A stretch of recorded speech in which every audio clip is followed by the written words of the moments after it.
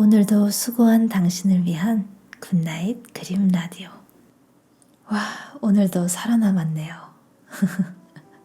직장 생활을 하든 프리랜서 생활을 하든 친구 관계에서든 가족 관계에서든 인간관계에 대한 스트레스는 언제나 벗어날 수가 없는 것 같아요.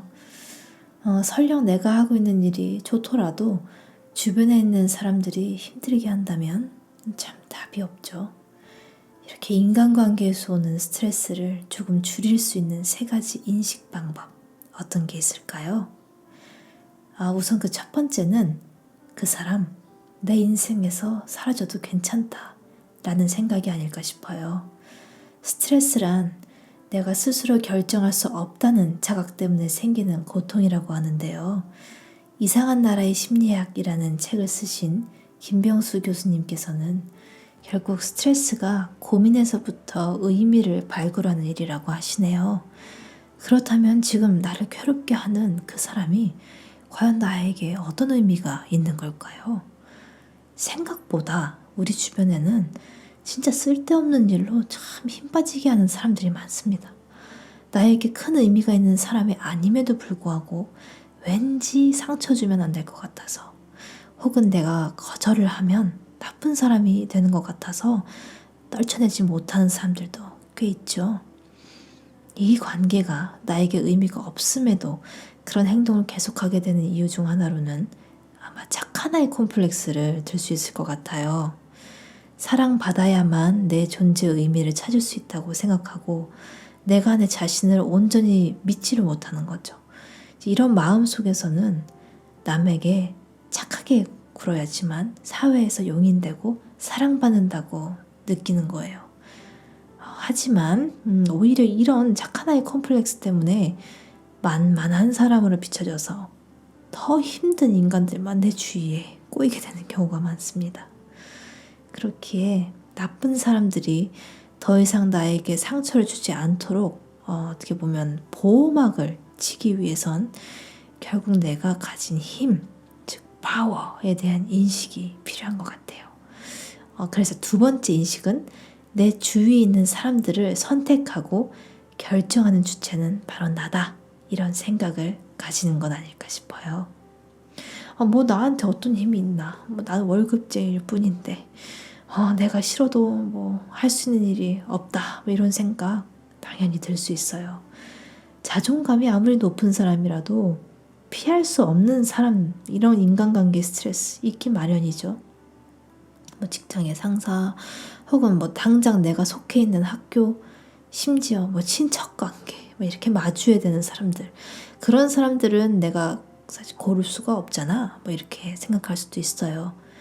이럴 때는 그래서 아까 첫 번째로 소개한 인식, 의미 찾기를 한번 다시 대입해 볼 수 있을 것 같아요. 앞서 얘기했던 그런 사람들이 있죠. 이렇게 여러 관계로 맺어져서 끊기 어려운 사람들, 사회적으로 연결되는 사람들, 이런 사람들은 단순한 감정적인 인간관계가 아닌 학업, 금전 등등 다른 의미로 다 연결되어 있어요. 그래서 감정적 의미가 아닌 사회적 의미 때문이라도 결국엔 나한테 의미가 있다, 의미 있는 사람이다 라고 우선은 인정을 해줘야 되는 것 같아요. 하지만 말 그대로 내가 사회적인 이유로 대하는 사람들이기 때문에 내 감정은 딱 선을 그어서 나는 사회생활 중이지 이 인간들이 내 감정에 상처 주도록 내버려두지 않을 거야. 내가 어떻게 느낄지 선택하는 건 나니까. 이런 생각을 깊숙이 심어놓는다면 그 사람들이 무슨 소리를 해도 내가 감정적인 피해는 보지 않을 수 있다는 거죠. 이건 지금 말씀드리는 3번째 인식과도 관계가 깊은데요. 바로 스트레스 상황을 회피하지 않는 거예요. 그리고 받아들이면서 감정 분리를 연습하는 거죠. 그래, 내가 지금 이 인간 때문에 무지하게 괴롭다. 이런저런 이유로 상처도 많이 받을 수 있어. 하지만 내 스스로 어떤 상황에 있던, 그리고 내 직급이 어떻던 나는 내 감정적 자유를 지킬 권리가 있지. 이런 마음 자세를 가지는 게 자존감을 지키는데 큰 도움을 주겠죠. 자존감이 높은 사람들은 남들의 입장에서 생각하는 여유가 생긴대요.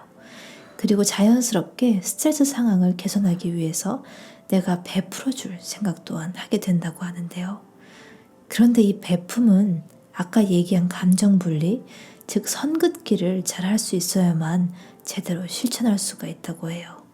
왜냐하면 지금 얘기하는 베품하고 아까 얘기한 그 착한 아이 컴플렉스하고 언뜻 보면 비슷하게 느껴질 수가 있거든요. 여유를 가지고 사람들을 대하면서도 나에게 피해를 주는 사람들 혹은 동정심 이런 걸 유발하면서 자꾸 달라붙으려는 사람들, 그런 거머리형 인간들은 잘 잘라낼 수 있어야겠죠. 왜냐하면 거절할 줄 아는 용기도 감정 분리를 하는 좋은 연습이 될 수가 있거든요. 그래서 마케팅 컨설턴트이자 고 기버스라는 베스트셀러의 저자 밥 벌그는 결국 주는 방법을 알고 제대로 받는 방법을 아는 사람이 가장 큰 성공을 낸다라는 얘기를 했어요. 근데 우린 사실 잘 주는 사람이 되라는 것만 배웠지 잘 받는 사람이 되는 법은 좀 잘 배우질 못한 것 같아요. 잘 주면서도 잘 받는 방법 뭐가 있을까요? 바로 합당한 칭찬에 부끄러워하지 않는 것인데요. 이건 내가 베푸는 것의 가치에 대해서 명확하게 판단해 보는 거예요. 즉, 나는 진심을 다해서 이런 걸 했고 이러한 태도는 충분히 인정을 받을 가치가 있는 거야 라는 걸 스스로한테 인식시켜 주는 거죠. 그렇게 되면 자존감을 높이는 데에도 큰 도움이 돼서 선순환 고리를 만들 수가 있겠죠. 그래서 결론적으로 자존감 높은 마음가짐과 그걸 돕는 이 세 가지 인식들은 용기를 가져다 줄 거예요. 이렇게 스트레스 받는 인간관계를 변화시킬 용기를요. 베푸는 여유가 생겨도, 그리고 상대방의 마음을 아무리 이해해줘도 전혀 이렇게 도움이 안 되는 상황들도 있죠. 안타깝지만. 근데 그럴 때는 어쩌면 퇴사나 자퇴 같은 큰 결정을 내리는 용기가 답일 수도 있는 거니까요. 제 편지를 듣는 모든 분들께선 스스로가 가치 있는 사람이라는 걸 인식하고 변화를 두려워하지 않으셨으면 좋겠네요. 그럼 더 나은 내일을 꿈꾸고 있는 여러분, 오늘 하루도 수고하셨습니다.